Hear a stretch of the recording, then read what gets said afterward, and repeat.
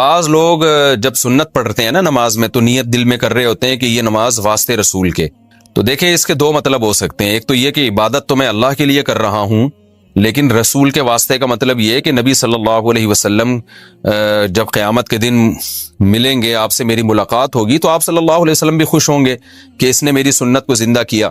تو اس مفہوم کے تحت وہ یوں کہہ رہا ہوتا ہے کہ اللہ کے رسول کے واسطے، یعنی عبادت تو اللہ ہی کے لیے، لیکن رسول اللہ صلی اللہ علیہ وسلم کی شفاعت کا میں مستحق بن جاؤں، اور آپ صلی اللہ علیہ وسلم کی سے جب بروز محشر ملاقات ہو تو آپ صلی اللہ علیہ وسلم مجھ سے خوش ہوں گے کہ چل بھائی تو نے میری سنت کو ماشاءاللہ زندہ کیا.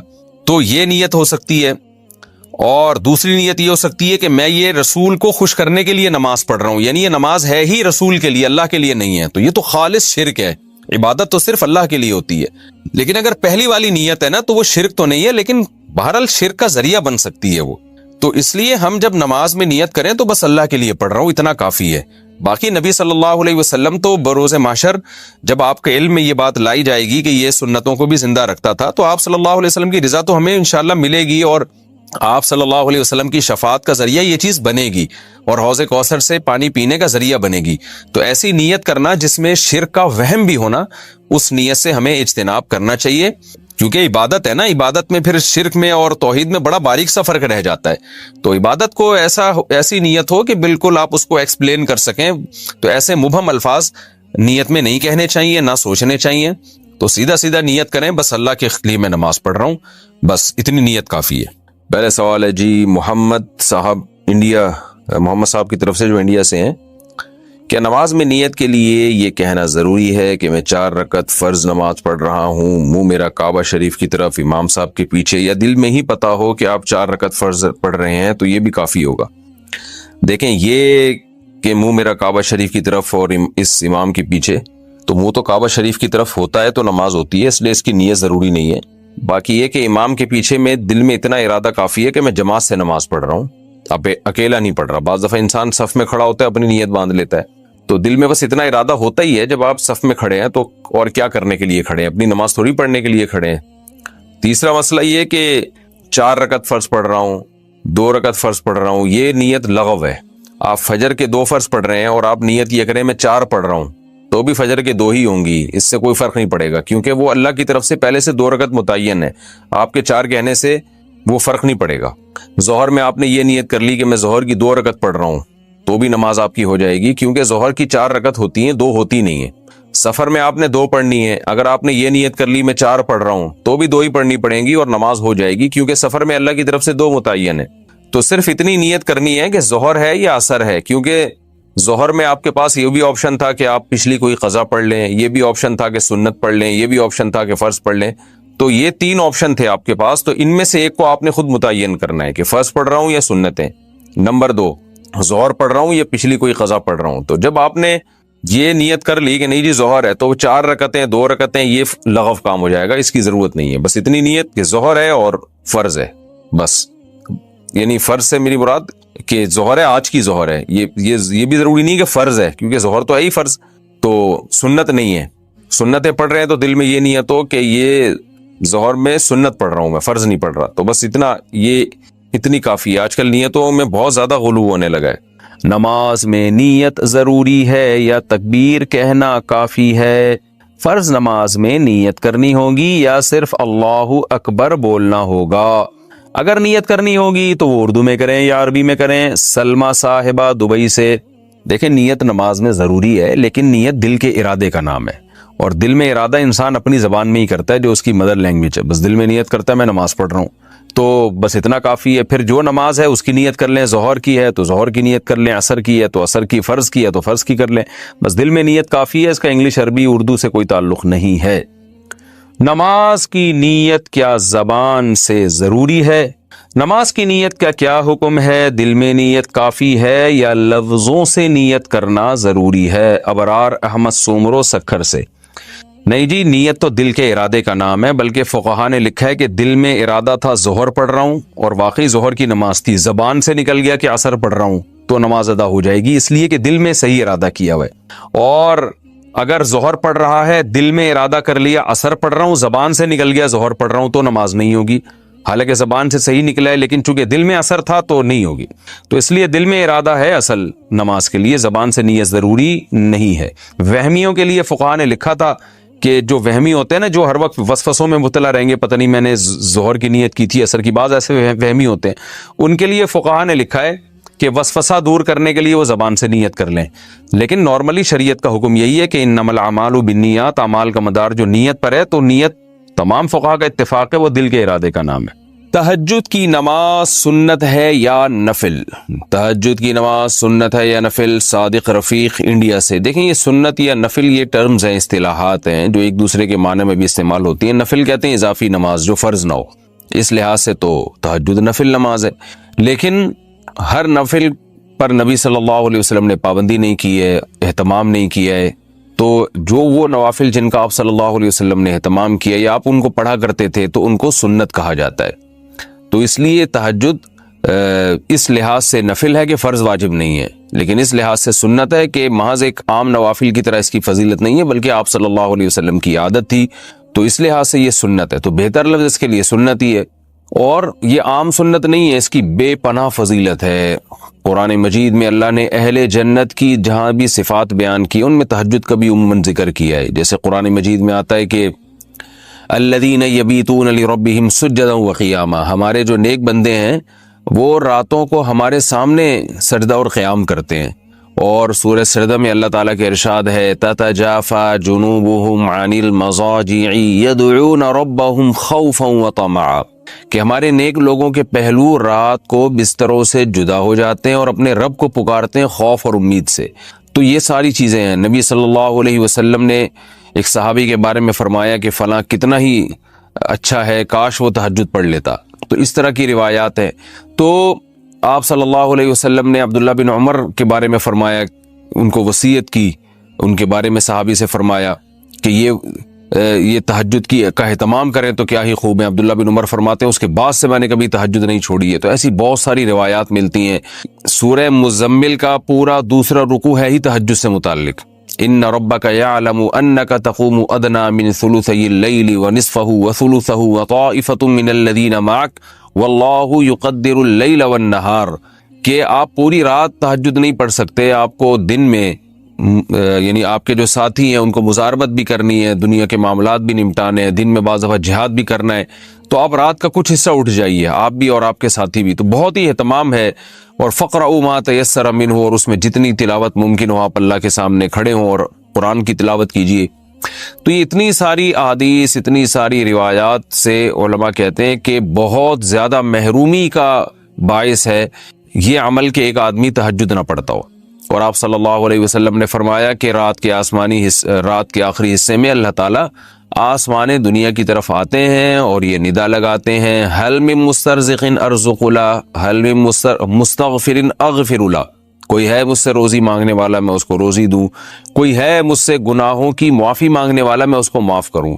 تو اس لیے رات کو جلدی سونا چاہیے، اور تہجد میں رات کے آخری حصے میں جو تہجد کا ٹائم ہے جو سب سے اچھا ٹائم ہے، ویسے تو کسی بھی وقت رات کو پڑھی جا سکتی ہے، لیکن سب سے افضل ٹائم ہے کہ آپ سوئیں اور سونے کے بعد رات کے آخری حصے میں اٹھیں اور اس وقت راز و نیاز کریں، اللہ کے سامنے دعائیں مانگیں. بہت زیادہ اس وقت دعائیں قبول ہوتی ہیں اور نماز کا بہت ثواب ہوتا ہے. ان قرآن الفجر کان مشہودا. وطر کے بعد 2 نفل بیٹھ کے پڑھنا سنت ہے یا کھڑے ہو کر؟ فاطمہ صاحبہ نے ایبٹ عباس سے پوچھا ہے. دیکھیے نبی صلی اللہ علیہ وسلم سے وطر کے بعد متعدد دفعہ 2 رکعت بیٹھ کے پڑھنا ثابت ہے. اس لیے بعض علماء اس کی فضیلت کے قائل ہیں کہ وطر کی نماز کے بعد 2 رکعت نفل بیٹھ کے پڑھنا چاہیے، لیکن جمہور اسی کے قائل ہیں کہ یہ نبی کی خاصیت تھی، کیونکہ عام نبی سے جو ہمیں حکم ملتا ہے وہ کھڑے ہو کر نماز پڑھنے کا ہی ملتا ہے، بیٹھ کے نماز پڑھنے میں ثواب آدھا ہو جائے گا. تو اس لیے مضبوط بات یہی ہے کہ اگر آپ نے وطر کے بعد نفل پڑھنا بھی ہے تو کھڑے ہو کر ہی پڑھیں، بہتر ہے. اور بیٹھ کے پڑھ لے تو آدھا ثواب ہے اس میں، وہ بھی ٹھیک ہے، کوئی حرج نہیں ہے اس میں. آدھی نماز بیٹھ کر آدھی کھڑے ہو کر پڑھنا. خواتین گھر پر جو فرض نماز پڑھتی ہیں اگر وہ 1 رکعت بیٹھ کر پڑھے اور باقی کھڑے ہو کر پڑھیں تو کیا اس صورت میں نماز ادا ہو جاتی ہے؟ مزمل کراچی سے. فرض نماز کھڑے ہو کر پڑھنا ضروری ہے، جب تک بہت شدید مجبوری نہ ہو بیٹھ کے پڑھنا جائز نہیں ہے. تو اگر کسی نے 2 رکعتیں کھڑے ہو کر یا 2 بیٹھ کے پڑھی ہیں تو بیٹھ کے اگر مجبوری میں پڑھی ہیں، بالکل نہیں کھڑا ہوا جا رہا تھا، پھر تو جائز ہے، چاہے 1 رکعت پڑھیں 2 رکعت پڑھیں. اور اگر بغیر مجبوری کے بیٹھ گئی تو ایک رکعت میں بھی بیٹھ گئی تو نماز نہیں ہوگی۔ کیا جوائنٹ فیملی سے علیحدہ ہونا قطع رحمی ہے؟ اگر میاں بیوی جوائنٹ فیملی میں رہتے ہوں پھر حالات کی وجہ سے الگ ہوں تو جیسا کہ حدیث میں وارد ہے کہ قطع تعلق کرنے والا جنت میں نہیں جائے گا، تو اس بارے میں کیا حکم ہے؟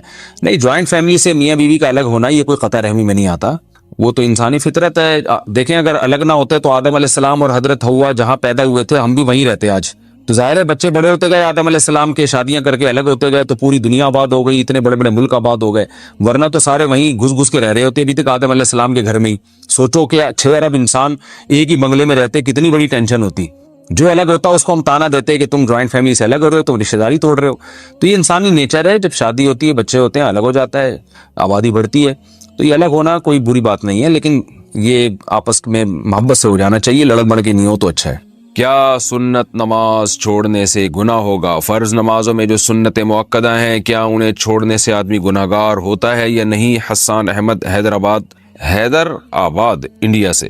جناب حسان صاحب، سنت مؤکدہ جو ہے نا، جو فجر سے پہلے کی 2 سنتیں ہیں، ظہر سے پہلے کی 4، ظہر کے بعد کی 2، پھر مغرب کے بعد کی 2 اور پھر عشاء کے بعد کی 2، یہ سنت مؤکدہ ہیں۔ حدیث میں اس کی بہت ترغیب ہے کہ آپ صلی اللہ علیہ وسلم نے فرمایا جو ان 12 رکعتوں پر پابندی کرے گا تو اللہ تعالیٰ جنت میں اس کے لیے گھر بنائیں گے، اور آپ صلی اللہ علیہ وسلم نے ہمیشہ یہ نمازیں پڑھی ہیں، تو وہ سنت جس پر آپ نے بہت تاکید سے عمل کیا ہو اس کو سنت مؤکدہ کہا جاتا ہے، اور اس سنت مؤکدہ کو حکم یہ ہے کہ وہ فرض واجب تو نہیں ہے، کبھی کبھار اگر کوئی چھوڑ دے، بلا عذر بھی کبھی کبھار چھوڑ دے تو کوئی حرج نہیں ہے، کسی عذر سے چھوڑ دے تو بھی کوئی حرج نہیں ہے، لیکن بلا عذر اگر آپ اس کو چھوڑیں گے اور عام طور پر چھوڑنے کا معمول اگر بنا لیں گے تو بہت سے علماء اس کے قائل ہیں کہ آپ پھر گناہگار ہوں گے، اور اس پر تو سب کا اجماع ہے کہ ایسا شخص قابل ملامت ہے اور قیامت کے دن آپ صلی اللہ علیہ وسلم کی شفاعت سے محروم ہو سکتا ہے، اس کا امکان موجود ہے، تو یہ ایسا شخص قابل ملامت ہے، اس کو ملامت کی جائے گی، اس کو برا بلا کہا جائے گا کہ بھئی کیا کر رہے ہو تم۔ اس کی مثال ایسے بہت سے لوگ آج کل نئے نئے فتنے آ رہے ہیں نا، کہتے ہیں سنت مؤکدہ کیا ہوتا ہے، حدیث میں تو کہیں بھی نہیں ہے۔ اس کی مثال ایسے جیسے فجر کی 2 رکعتوں میں دونوں رکعتوں کو لمبا کرنا چاہیے، یعنی سنت ہے کہ آپ فجر کی 2 رکعتوں کو امام کو چاہیے کہ وہ باقی نمازوں کی نسبت لمبی قرات کرے اس میں، جیسے کہ امی عائشہ رضی اللہ تعالیٰ عنہ فرماتی ہیں کہ فجر کی 2 رکعتوں کو 2 اس لیے رکھا گیا ہے کہ ان میں قرات زیادہ ہے۔ اب کوئی بھی اس کا قائل نہیں ہے کہ اس میں قرات زیادہ پڑھنا واجب ہے، سب مانتے ہیں کہ سنت ہے، اور لیکن ہے سنت مؤکدہ۔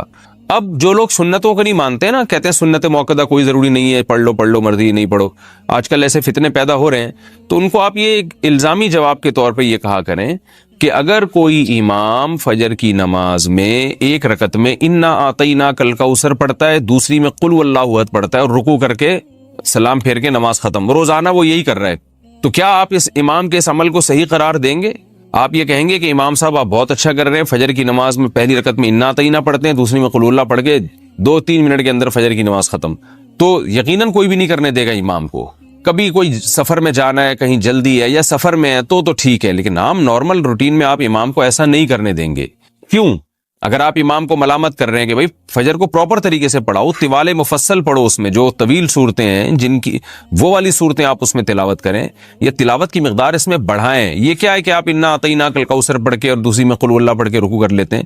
اگر آپ امام کو ملامت کریں اور دلیل میں یہ کہے کہ سنت مؤکدہ کچھ نہیں ہوتا، تم کہیں سے دکھا دو کہ فجر میں لمبی قرات کرنا فرض واجب ہے تو میں کروں گا، جب فرض واجب نہیں ہے تو میں نہیں کروں گا، تو آپ کہیں گے بھائی فرض واجب تو نہیں ہے، اس لیے کہ فرض واجب ہوتا تو نماز ہی نہ ہوتی، یا سجدہ سہو واجب ہو جاتا، تو نماز تو ہو رہی ہے آپ کی، لیکن جو پراپر طریقہ ہے نبی صلی اللہ علیہ وسلم کا نماز پڑھنے کا فجر کی، وہ یہ نہیں ہے۔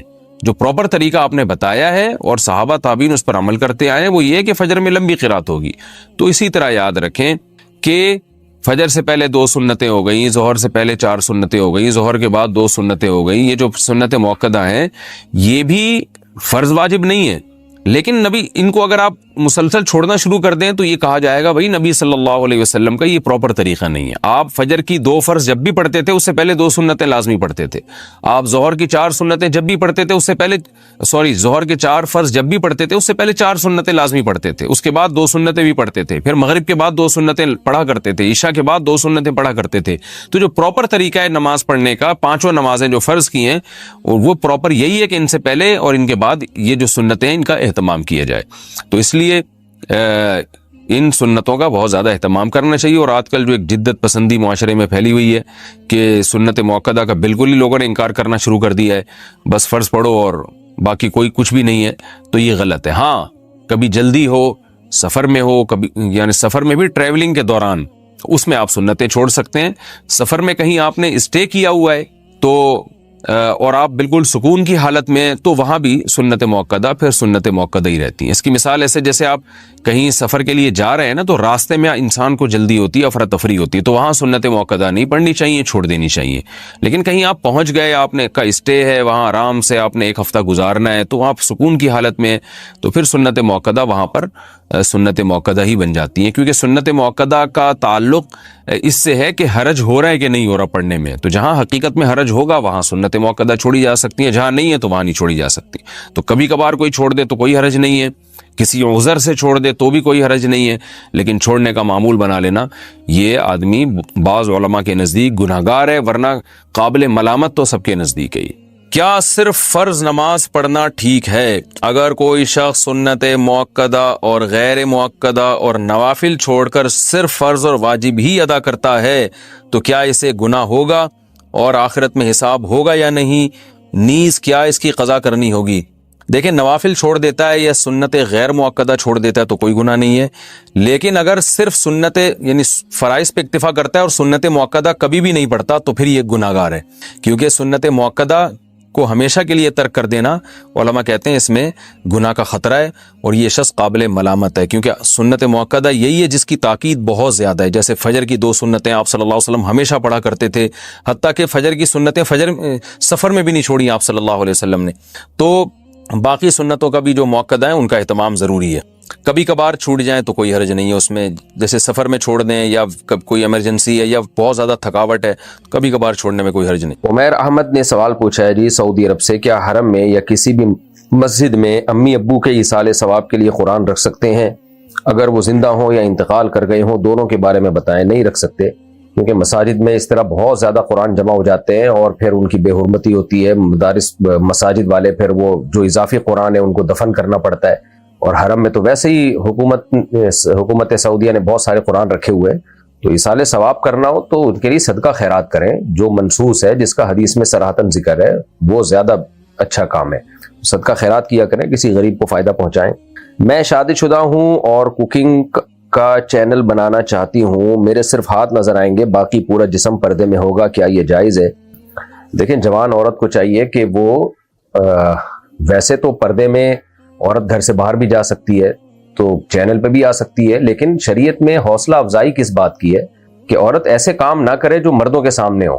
ظاہر ہے چینل پہ آئیں گی تو پوری دنیا دیکھے گی, اس میں مرد بھی ہوں گے, عورتیں بھی ہوں گی, تو عورتوں کا تو کوئی مسئلہ نہیں ہے. تو میں یہ نہیں کہہ رہا کہ یہ ناجائز ہے, اگر آپ مکمل پردے میں آتی ہیں تو گنجائش ہے اس کی, لیکن بہرحال یہ شریعت کی نظر میں حوصلہ افزائی نہیں ہے ایسے عمل کی. کہ کوئی مجبوری ہو تو ایک الگ بات ہے, لیکن اگر مجبوری نہیں ہے اور آپ کے شوہر کما رہے ہیں تو پھر آپ کو چاہیے کہ آپ نہ آئیں تو زیادہ بہتر ہے. جائز ہے, بہرحال ناجائز ہونے کی کوئی دلیل نہیں ہے. بہت سی چیزیں جائز ہوتی ہیں لیکن شریعت اپریشیٹ نہیں کرتی, حوصلہ افزائی نہیں کرتی. جیسے عورت کی آواز کا پردہ فرض نہیں ہے, لیکن بلا وجہ مرد سے بات کرنے کو عورت پسند نہیں کرتی, شریعت پسند نہیں کرتی کہ عورت بلا وجہ کسی مرد سے بات کرے, تو غیر ضروری بات کرے اس سے. تو حالانکہ عورت کی آواز کا جو سطر میں داخل نہیں ہے عورت کی آواز. پھر قرآن نے فتنوں سے بچنے کے لیے کتنی سخت پابندیاں لگائی ہیں عورت کے اوپر. اللہ تعالیٰ نے قرآن میں کیا کہا, وَلَا يَضْرِبْنَ بِأَرْجُلِهِنَّ لِيُعْلَمَ مَا يُخْفِينَ مِنْ زِينَتِهِنَّ, کہ عورت اپنا پاؤں زور سے زمین پہ نہ رکھے کہ اس کے پازیب کی آواز اور جو گھنگرو ہے اس کی آواز مردوں کے کان میں جائے, غیر مرد کے کان میں جائے. اس میں بھی احتیاط کرے عورت. اسی طرح فرمایا لا تخضعن بالقول فیطمع الذی فی قلبہ مرض, جب کوئی غیر مرد آپ سے بات کرے, کوئی شرعی مسئلہ پوچھے یا کوئی بھی ضرورت کی بات کرے, تو آپ اپنی آواز میں نرمی پیدا نہ کریں. تو اتنی ساری احتیاطوں کا شریعت نے حکم دیا. تو خواتین جاب اگر کوئی مجبوری ہو تو ایسی جگہ جہاں ان کو دیکھنے والی صرف خواتین ہی ہوں, مردوں سے کم واسطہ پڑتا ہو. تو چینل پہ اگرچہ پردے میں ہوں لیکن ظاہر ہے ساری دنیا کے مرد دیکھیں گے. ایک ایجڈ خاتون ہو تو ایک الگ بات ہے, عمر زیادہ ہو گئی ہو, بوڑھی خواتین, بوڑھی عورت ہو تو ایک الگ بات ہے, اس میں تو گنجائش ہے, یعنی اس میں امید ہے انشاءاللہ کوئی حرج نہیں ہوگا. لیکن جوان لڑکی بے پردہ ہو کے آنا تو بہرحال ناجائز ہے, اور اگر پردے میں بھی آئے تو بھی قابل تعریف نہیں ہے. اچھا، ایک شخص نے اپنی بیوی کو طلاق دی اور فوراً اسی وقت اس کی بہن سے کورٹ میرج کر لی، کیا ان کا نکاح ہو گیا؟ وہ ہمارے بہت قریبی رشتہ دار ہیں، ہمیں کیا کرنا چاہیے؟ نہیں جی، نکاح نہیں ہوا. بیوی کو طلاق دی اور اس کی بہن سے شادی کی تو جب تک اس طلاق یافتہ کی عدت پوری نہ ہو جائے اس کی بہن سے شادی نہیں کر سکتے. وجہ اس کی ہے کہ جب تک عورت عدت میں ہوتی ہے تو نکاح بالکل ہی ختم نہیں ہوتا. اگرچہ میاں بیوی اگر 3 طلاقیں دیے تو ریلیشن تو ناجائز ہو گیا میاں بیوی کا، لیکن نکاح کے کچھ حقوق باقی رہتے ہیں. عدت ہے اور نان نفقہ ہے وہ شوہر پہ ہی ہوتا ہے، تو ہر جہت سے نکاح ختم نہیں ہو جاتا. لہذا اسی دوران اگر اس نے اس کی بہن سے نکاح کر لیا تو یہ ایسے ہی ہے جیسے 2 بہنوں کو نکاح میں آپ نے جمع کر لیا. یہ جائز نہیں ہے، 2 بہنوں سے ایک وقت میں نکاح نہیں ہوتا. تو عدت کے دوران بھی نکاح کے کچھ احکام چونکہ باقی رہتے ہیں، لہذا جب تک اس بہن کی عدت پوری نہیں ہوتی دوسری بہن سے نکاح اگر کرے گا تو یہ نکاح کالعدم ہوگا. تو انصاف کو چاہیے کہ فوراً علیحدگی اختیار کریں اور جب ان کی پہلی بیوی کی عدت پوری ہو جائے پھر چاہیں تو نکاح کر سکتے ہیں. باقی ایسا کیا کیوں ہے انہوں نے؟ تو ایک بہن کو طلاق دے کے دوسری بہن سے نکاح کرنا، اس کی کوئی معقول ریزن اگر نہیں تھی تو یہ چیز قطع رحمی میں آتی ہے. سالیوں سے آج کل پردہ ہوتا نہیں ہے، عاشق ہو جاتے ہیں پھر اپنی بیوی کا گھر اجاڑ دیتے ہیں. یہ بہت غیر اخلاقی حرکت ہے. یہ بے پردگی کے عذاب ہیں ہماری سوسائٹی میں. شریعت نے حکم دیا ہے سالی کو کہ وہ بہنوئی سے پردہ کرے. آج کل پردہ نہیں ہوتا، بے تکلفیاں ہوتی ہیں، بہنوں کے گھر اجڑتے ہیں. اگر طلاق نہ دیں تو پھر ویسے ہی ناجائز ریلیشن قائم ہونا شروع ہو جاتے ہیں. گلناز انصاری یو پی سے، جب فجر کا وقت شروع ہو جائے تو فجر کی نماز سے پہلے کیا کوئی قضا نماز پڑھ سکتے ہیں؟ جی ہاں پڑھ سکتے ہیں. جب سالی سے نکاح نہیں ہو سکتا تو اس سے پردہ کیوں ہے؟ اس لیے کہ وہ سالی ہے، اس لیے پردہ ضروری ہے. نکاح ہو سکتا ہے بیوی کے مرنے کے بعد، تو ان رشتہ داروں سے پردہ نہیں ہے، ان رشتہ دار خواتین سے جن سے کبھی بھی قیامت تک نکاح ہو ہی نہیں سکتا. سالی سے تو نکاح ہو سکتا ہے، اگر بیوی کی خدا نخواستہ ڈیتھ ہو جائے تو پھر سالی سے نکاح ہو سکتا ہے، یا بیوی کو طلاق ہو جائے تو بیوی کی عدت گزرنے کے بعد پھر اس کی بہن سے نکاح ہو سکتا ہے. اس لیے نامحرم میں آتی ہے سالی. میں غیر مسلم ہوں اور مسلمان ہونا چاہتا ہوں. ماشاءاللہ ماشاءاللہ. جب سے گھر والوں کو یہ بات پتہ چلی ہے وہ مجھ سے بہت خفا رہتے ہیں. میں نے ان کو سمجھایا لیکن وہ یہ کہتے ہیں کہ جاؤ کہیں مسلمانوں میں رہو. مجھے کیا کرنا چاہیے؟ کیا جا کر کسی دوسرے شہر میں مسلم کمیونٹی میں رہنا چاہیے؟ دیکھیں، اگر ناراض نہ ہو رشتہ دار اسلام قبول کرنے پر تو پھر تو سارے آدھے سے زیادہ غیر مسلم مسلمان ہو جائیں. وہ اسی چکر میں نہیں ہوتے کہ خاندان چھوڑنا پڑے گا، پریوار چھوڑنا پڑے گا، رشتہ دار ناراض ہوں گے. تو ایسے موقع پہ دیکھنا یہ چاہیے کہ جس نے پیدا کیا ہے اس کا حق زیادہ ہے یا رشتہ داروں کا حق زیادہ ہے؟ جس خدا نے ہمیں بنایا ہے، جس اللہ نے ہمیں بنایا ہے، جو کریٹر ہے، خالق ہے، اس کا دین برحق تو اسلام ہے. ان الدین عند اللہ الاسلام. اللہ کہتا ہے کہ دین، حقیقی دین اسلام ہی ہے. اور وَمَن يَبْتَغِي غَيْرَ الْإِسْلَامِ دِينًا فَلَن يُقْبَلَ مِنْهُ. اسلام کے علاوہ کسی اور دین کو فالو کرو گے نہیں مانوں گا میں. اور ویسے بھی عقل استعمال کی جائے، اسلام کو آپ دوسرے مذہبوں سے کمپیئر کریں گے تو اسلام کا پلڑا بھاری رہے گا.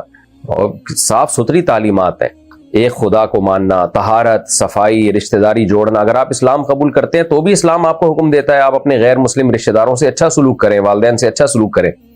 تو انسانیت اور رشتہ داری جوڑنا یہ تو اسلام اس میں سپیریئر ہے. تو اللہ کہتا ہے اگر کسی نے مجھے خوش کرنا ہے تو اس کے پاس اسلام کے علاوہ کوئی آپشن نہیں ہے. تو میرا مقصد دوسرے مذاہب کی توہین یا ان کا مذاق اڑانا نہیں ہے، لیکن مقصد صرف یہ بتانا ہے کہ اللہ کے دین جو ہے اگر کسی نے فالو کرنا ہے، عقل بھی یہی کہتی ہے کہ وہ اسلام ہی ہے. توحید ہے، طہارت ہے، نمازیں ہیں، عبادت ہے، حج ہے، زکوٰۃ ہے، صدقات و خیرات ہیں، رشتہ داری جوڑنا ہے، معاہدوں کی پابندی ہے. یہ ساری چیزیں اسلام کی تعلیمات میں شامل ہیں. 5 ارکان ہیں. یہ 5 ارکان دنیا میں کسی مذہب کے پاس نہیں ہے. نماز، زکوٰۃ، روزہ، حج اور کلمہ توحید. یہ کتنے، یہی ایک 5 چیزیں ہی اسلام کی حقانیت کے لیے کافی ہیں.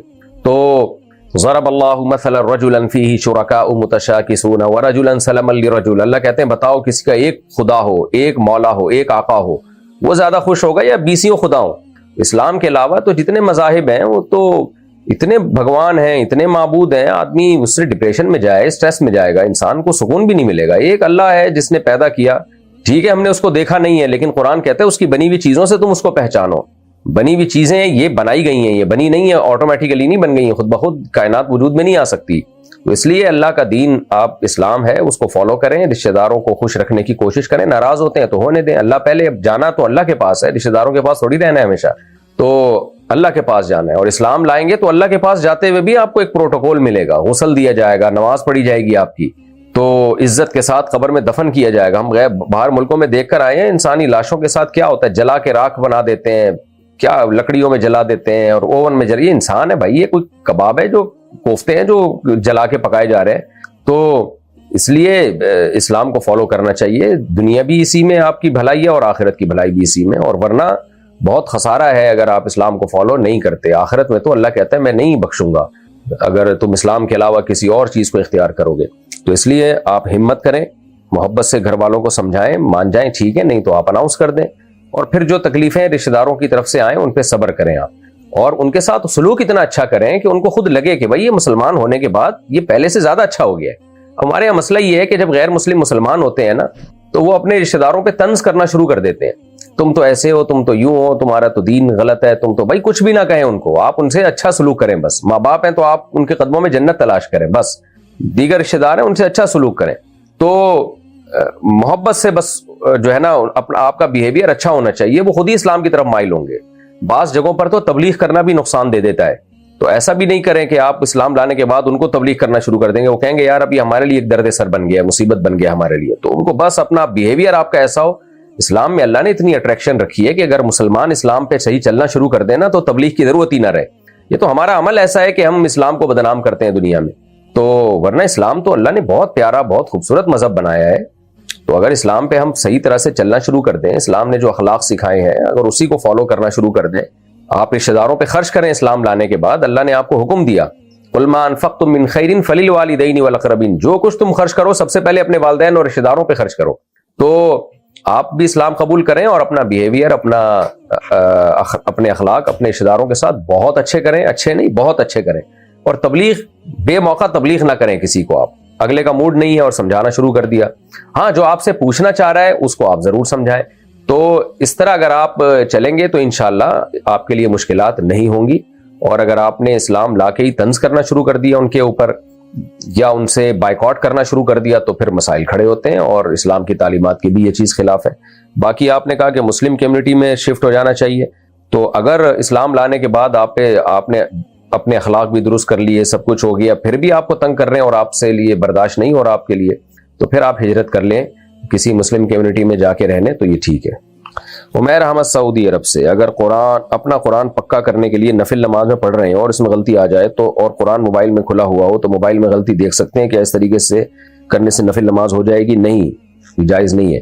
باقی اس پہ میں تفصیلی مدلل کلپ کسی وقت ریکارڈ کروا دوں گا کہ جس حدیث سے استدلال کیا جاتا ہے. ٹھیک ہے, بعض اسلاف میں بعض حضرات کی یہی رائے تھی کہ قرآن دیکھ سکتے ہیں موبائل وغیرہ میں, لیکن جو جمہور کی رائے ہے اور مضبوط رائے ہے وہ یہی ہے کہ یہ عمل درست نہیں ہے.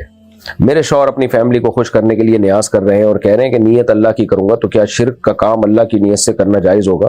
جب نیت اللہ کی کریں گے تو یہ شرک رہے گا ہی نہیں نا. باقی یہ کہ بدعت ہے تو بدعت کا گناہ ہوگا, تو ان سے کہ مت کریں, یہ شرک نہیں ہوگا. مرچوں سے نظر اتارنا کیسا ہے؟ کچھ بھی نہیں ہے, ہمیں ڈراوے بازی ہے.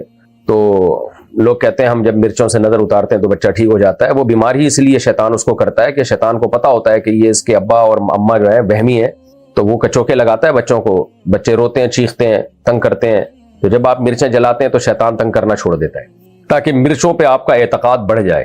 تو اس لیے اگر آپ شیطان کو مایوس کر دیں, بچہ روتا رہے, آپ کہیں ڈاکٹر سے علاج کراؤں گا, یا جو سنت رقیہ ہے سورہ فلق سورہ ناس پڑھ کے دم کر دیں بس کافی ہے, تو اس سے زیادہ میں آگے نہیں بڑھوں گا. تو شیطان تھوڑے دنوں میں مایوس ہو کے اپنا بوریہ بسل لے کے گول کر جاتا ہے. تو یہ جو اس طرح کے ٹوٹکوں سے جن کو شفا ملتی ہے وہ زیادہ خطرناک ہے. یہ اس کی علامت ہوتی ہے کہ شیطان نے اب اس گھر میں ڈیرے لگا لیے.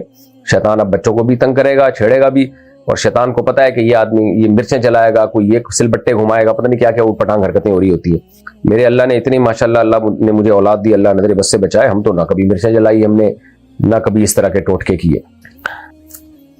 جب ہم فیس بک چلاتے ہیں تو اس میں بہت سے لوگوں نے پوسٹ کی ہوتی ہے کہ اس پوسٹ کو اللہ کے لیے یا نبی کے لیے لائک کرو, اور بہت سی پوسٹوں میں لکھا ہوتا ہے کہ اگر پوسٹ کو لائک کرو گے تو خوشخبری ملے گی. کیا ہم ان کو اسکپ کر سکتے ہیں یا ان کو لائک کرنا ضروری ہے؟ ان کو اسکپ کرنا ضروری ہے, لائک کرنا تو ناجائز ہے بالکل. میں پاکستان میں رہتا ہوں, مسلمان ہوں, میری یہ گرل فرینڈ ہے جو ہندو ہے, مسلمان ہونا چاہتی ہے, مجھ سے شادی کرنا چاہتی ہے. مجھے کیا کرنا ہوگا؟ آپ کو اس کو مسلمان کرنا ہوگا, پھر اس سے شادی کرنی ہوگی, اور پھر اس رشتے کو نبھانا ہوگا. یہ کرنا ہوگا آپ نے.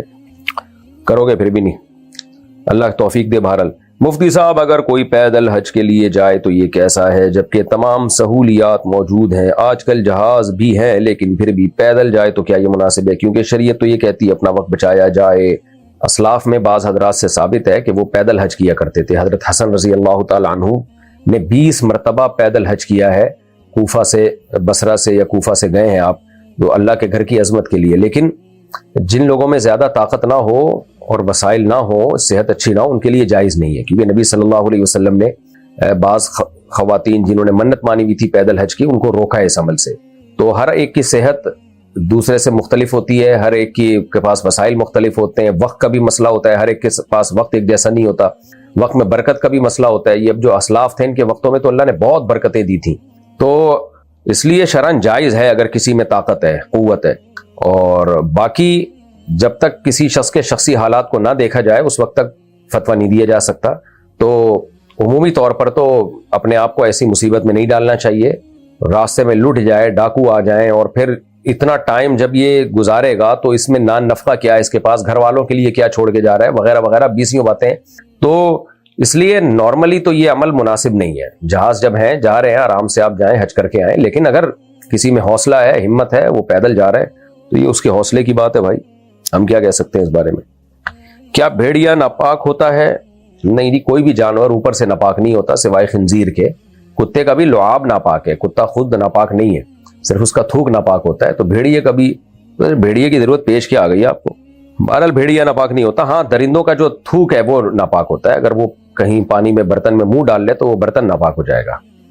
2 سال سے کم عمر کے بچے کو چھونے سے کیا حرمت مصاہرہ ثابت ہو جائے گی؟ نہیں جی، حرمت مصاہرہ ثابت ہونے کے لیے لڑکی ہو، لڑکا لڑکی میں ریلیشن ہو، اور وہ لڑکی بھی قریب البلوغ ہو، بالکل چھوٹی بچی نہ ہو، تو اس سے پھر حرمت مصاہرہ ثابت ہو جاتی ہے۔ حرمت مصاہرہ کا مطلب یہ ہے کہ اس کے، آپ کا کسی لڑکی سے فزیکل ریلیشن ہو گیا تو اس لڑکی کی ماں اور بیٹی سے آپ کبھی بھی نکاح نہیں کر سکتے، اور اگر پہلے سے وہ آپ کے نکاح میں تھیں تو نکاح حرام ہو جائے گا، بیوی حرام ہو جائے گی۔ لیکن کبھی کہیں ایسا ہو تو خود سے فتوے نہ دیں، کسی قریبی دارالافتاء سے، ریلائبل ادارے سے ڈیٹیل لکھ کے باقاعدہ فتویٰ لیں۔ ہندو کا قرآن پڑھنا کیسا ہے؟ بہت اچھا ہے۔ اللہ تعالیٰ نے تو قرآن میں غیر مسلموں کو بھی خطاب کیا ہے، کتنی آیتیں قرآن کی ایسی ہیں، یا ایھا الناس، یا ایھا الناس، اے لوگو، تو اے لوگوں میں تو غیر مسلم بھی داخل ہیں۔ یا ایھا الناس اتقوا ربکم، اے لوگو اس رب سے ڈرو جس نے تمہیں پیدا کیا اور تم سے پہلے لوگوں کو پیدا کیا۔ یہ سارے خطاب قرآن کے غیر مسلموں کے لیے ہیں، تو اس لیے غیر مسلم کو بھی قرآن پڑھنا چاہیے، اور کوئی غیر مسلم قرآن پڑھنے کے لیے مانگے تو ترجمے والا قرآن اس کو دینا چاہیے۔ قرآن نے مشرکوں کے بارے میں سورہ توبہ میں کیا فرمایا کہ ان کو مہلت دو حتیٰ یسمع کلام اللہ، اور اگر کوئی غیر مسلم مشرکین میں جن سے تمہارا ایگریمنٹ نہیں ہے لیکن تم سے ایگریمنٹ کر کے پناہ میں آنا چاہتا ہے تو اس کو لے آؤ پناہ میں، حتیٰ یسمع کلام اللہ، تاکہ وہ اللہ کے کلام کو سنے اپنی آنکھوں، اپنے کانوں سے۔ اور کیونکہ ان میں بہت سے لوگ ہیں جن کو قرآن کا پتہ ہی نہیں کہ کیا لکھا ہوا ہے اس میں، اس لیے غیر مسلم کو تو قرآن سنانا بھی چاہیے، اس کو سننا بھی چاہیے، اس کو پڑھنا بھی چاہیے، تحقیق تو کرے وہ۔ مفتی صاحب جیسے حدیث میں عورت کے بارے میں آتا ہے کہ جو عورت دوسروں کو اپنی طرف مائل کرے اور دوسروں کی طرف مائل ہو جنت کی خوشبو بھی نہیں سونگے گی، تو ایسے مردوں کے بارے میں کیا حکم ہے؟ میرے جو شوہر ہیں وہ دوسری عورتوں کی طرف بہت مائل ہوتے ہیں، چھپ کر تصویریں بناتے ہیں، اور کبھی میری دوستوں کی تصویر پر لٹو ہو جاتے ہیں، سبحان اللہ۔ کبھی کسی کی بیوی کو بولتے ہیں کہ دنیا کی سب سے خوبصورت عورت ہے، ایسے مرد کے بارے میں کیا حکم ہے؟ بے غیرتی ہے پرلے درجے کی۔ 2 بے غیرتیاں اکٹھی ہو گئی ہیں یہاں پہ، ایک تو غیر عورتوں میں دلچسپی لینا، ان کی تصویریں بنانا، اور اس سے زیادہ بڑی بے غیرتی اپنی بیوی کے سامنے غیر عورتوں کا تذکرہ کرنا۔ تو بے غیرتی میں ایوارڈ ملنا چاہیے۔ قرآن و حدیث میں ایسے مرد کے بارے میں کیا آتا ہے؟ یہی آتا ہے جو میں نے ابھی آپ کو بتایا۔ اگر کوئی بے غیرتی کا ایوارڈ ہوتا تو میں بلا کے ایک باقاعدہ ان کی خدمت میں پیش کرتا۔ اللہ ہدایت دے، میں یہی کہہ سکتا ہوں۔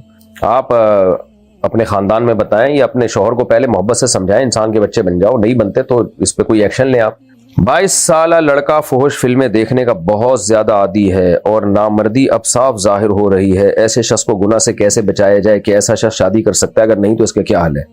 نامرد ہوتا تو فحش فلمیں کیوں دیکھ رہا ہوتا؟ وہ نامردوں کو تھوڑی دلچسپی ہوتی ہے فحش فلموں میں، تو اس کا علاج ہی شادی ہے، اس کی فوراً شادی کریں۔ یہ نفسیاتی مسئلہ ہے کہ نامرد ہو گیا ہے، تو ذہنی مسئلہ ہے، شادی کر دیں، اس کو یہ سمجھائیں، اس کے دماغ میں ڈال دیں کہ تم نامرد نہیں ہو، اور تاکہ وہ شادی کرے اور اس کبیرہ گناہ سے بچے۔ وہ آج کل بہت سے نوجوان اس غلاظت میں مبتلا ہیں، اس کا حل یہ ہے کہ جلد سے جلد اس کی شادی کی جائے۔ تو اور دوسری بات یہ کہ کسی اللہ والے سے تعلق قائم کیا جائے۔ حضرت فیروز میمن صاحب ہیں، کراچی کے بڑے بزرگوں میں شمار ہوتا ہے، ان سے بیعت ہو جائیں، یا اور ادھر KPK میں حضرت پیر مختار الدین شاہ صاحب ہیں، ان کا بھی بڑا زبردست اجتماع ہوتا ہے رمضان میں. جو بھی بزرگ اللہ والے بزرگ ہوں ان سے تعلق قائم کریں، اور ساتھ ساتھ کسی سائیکالوجسٹ کو بھی دکھائیں. بعض بیماریاں ڈاکٹر بھی چھڑوا دیتے ہیں، تو کسی سائیکالوجسٹ کو دکھائیں کہ بھئی یہ فحش فلموں کی عادت پڑ گئی ہے، عادت چھوڑنی ہے. سب سے پہلے شادی تو کرنی ہی کرنی ہے. بعض دفعہ یہ گناہ کی ایسی لت پڑتی ہے کہ شادی کے بعد بھی پھر یہ گناہ چھوٹتا نہیں ہے، تو چھوڑنے کی کوشش کریں، انشاءاللہ چھوٹ جائے گا. باقی یہ جو کہہ دیا کہ نامردی صاحب ظاہر ہو رہی ہے، یہ بالکل بیکار بات ہے.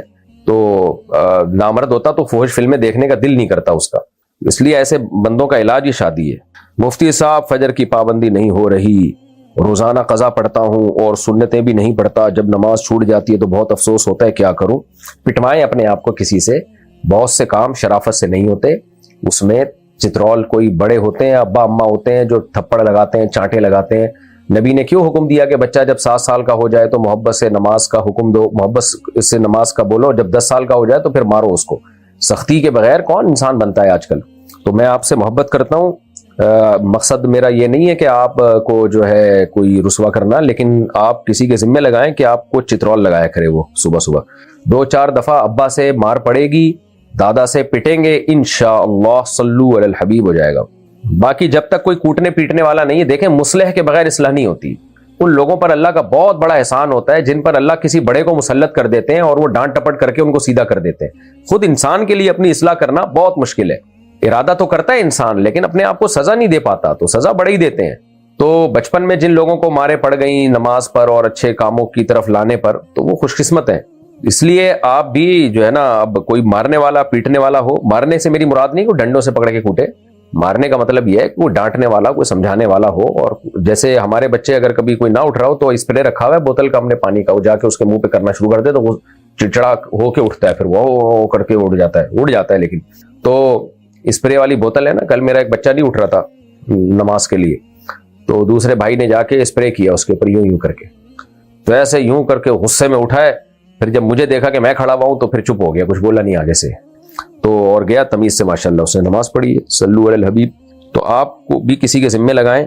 اور یہ تو حدیث، اگر آپ شادی شدہ ہیں تو پھر بیوی کے ذمے لگائیں کہ وہ پانی کی چھینٹیں مارے آپ کے اوپر. یہ چیز بھی حدیث سے ثابت ہے.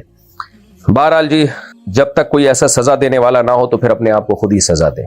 جس دن فجر چھوٹ جائے ناشتہ گیا. اب بولے ناشتہ اسی دن ہوگا جس دن فجر کی نماز جماعت سے پڑھوں گا. کیا عصر اور مغرب کے درمیان سونے سے دماغ کمزور ہوتا ہے؟ یہ کوئی سونے کا نیچرل ٹائم نہیں ہے. نیچرل ٹائم سونے کا رات کو ہے جو قرآن نے بیان کیا ہے، اور دن میں قیلولہ دوپہر کے وقت تھوڑی دیر. تو اس کے علاوہ جو ٹائم ہے فجر کے بعد سونا یا عصر کے بعد سونا، یہ فطری ٹائم نہیں ہے، اس کی شریعت میں حوصلہ افزائی نہیں ہے. بہت سے اسلاف سے تو فجر کے بعد سونے کا ناپسند ہونا منقول ہے. لیکن بہرحال اگر کوئی بھی ضرورت ہو تو ایک الگ بات ہے. بعض وقت تھکاوٹ اتنی ہوتی ہے اور آپ کے کام آگے بہت پڑے ہوتے ہیں تو پھر آپ سو بھی سکتے ہیں. تو ڈاکٹر تو یہی کہتے ہیں کہ یہ صحت کے لیے بھی اچھا نہیں ہے اور شریعت میں بھی زیادہ پسندیدہ، یعنی زیادہ کا مطلب پسندیدہ کام نہیں ہے. حرام ناجائز نہیں ہے بہرحال، لیکن پسندیدہ بھی نہیں ہے. اور فطری وقت نہیں ہے جو اللہ نے قرآن میں بیان کی ہے سونے کے اوقات، ان میں سے یہ وقت نہیں ہے. لیکن مجبوری ہو تو ایک الگ بات ہے. بعض دفعہ ایسی حالت ہوتی ہے انسان کی کہ سونا پڑتا ہے، اس کو نہیں سوئے گا تو زیادہ مسئلہ خراب ہو جائے گا. اچھا بھائی، کیا جنات انسانوں کو مار سکتے ہیں؟ جی مار سکتے ہیں، لیکن مارتے نہیں ہیں. اس لیے عاملوں سے ڈرنے کی ضرورت بالکل بھی نہیں ہے. بلا وجہ جنات نہیں انسان کو آ کے کوئی تنگ کرتے. اگر ایسا ہوتا تو ہم سب مر چکے ہوتے اب تک. تو اس لیے جنات کا رعب زیادہ انہی لوگوں پر ہوتا ہے جو جنات سے ڈرتے ہیں. قرآن مجید میں سورہ جن میں اللہ نے کیا فرمایا؟ وَأَنَّهُ كَانَ رِجَالٌ مِّنَ الْإِنسِ يَعُوذُونَ بِرِجَالٍ مِّنَ الْجِنِّ فَزَادُوهُمْ رَهَقًا. جنات جب مسلمان ہوئے تو انہوں نے کہا کہ ہم میں، یعنی بہت سے انسان ایسے تھے جو ہم سے پناہ مانگا کرتے تھے، یعنی ہمیں اتنا پروٹوکول دیتے تھے کہ جیسے ہم ان کو مصیبتوں سے بچائیں گے. تو جن انسانوں نے ہم یہ کرنا شروع کیا تو ہماری سرکشی بڑھ گئی. ہمیں لگا کہ انسان ہمیں اتنا پروٹوکول دے رہا ہے اور انسان ہم سے ڈر رہا ہے تو ہم بھی پھر شیر ہو گئے. تو اس سے پتہ چلتا ہے کہ انسان اگر جنات سے جو ڈرتے ہیں اور عاملوں کے پاس جاتے ہیں، عاملوں کے پاس جانا اس کی علامت ہوتی ہے کہ آپ جنات سے ڈرتے ہیں. تو جو عاملوں کے پاس جاتے ہیں جن چڑیل بھوت وہیں آتے ہیں. تو اس لیے فی نفسی ہی تو یہ ممکن ہے کہ کوئی جن انسان کو قتل کر دے، لیکن عملی طور پر ایسا نادر ہے، یعنی نہ ہونے کے برابر ہے ایسے واقعات. تو اس لیے ڈرنے کی بالکل ضرورت نہیں ہے. یہ بالکل ایسے ہی ہے کہ جیسے کوئی کہے کہ کیا امریکہ میں جو فلاں دہشت گرد ہے وہ مجھے قتل کر سکتا ہے. تو جواب یہ کہ آپ کو کوئی بھی قتل کر سکتا ہے، لیکن کیوں کرے گا بھائی؟ وہ اس کا کیا لینا دینا آپ سے؟ یہ اور کوئی کہے کہ وہ جو فلاں ٹیررسٹ ہے وہ کیا میرے لاکر سے پیسے چوری کر سکتا ہے؟ بھائی کر سکتا ہے، جب بینک کو لوٹ سکتا ہے تو آپ کے لاکر سے چوری کیوں نہیں کر سکتا؟ لیکن سوال ہے کہ کیوں کرے گا بھائی؟ تو اس لیے جنات بھی کر سکتے ہیں لیکن کرتے ورتے نہیں ہیں، اور ان کا آپ سے لینا دینا کیا ہے؟ تو جنات کو لفٹ ہی نہ کرائیں آپ تو، اور لفٹ نہ کرانے کا مطلب عاملوں کے پاس نہ جائیں، اور جو سنت رقیہ ہے بس اس کا اہتمام کریں، سورہ فلق سورہ ناس پڑھ لیا کافی ہے۔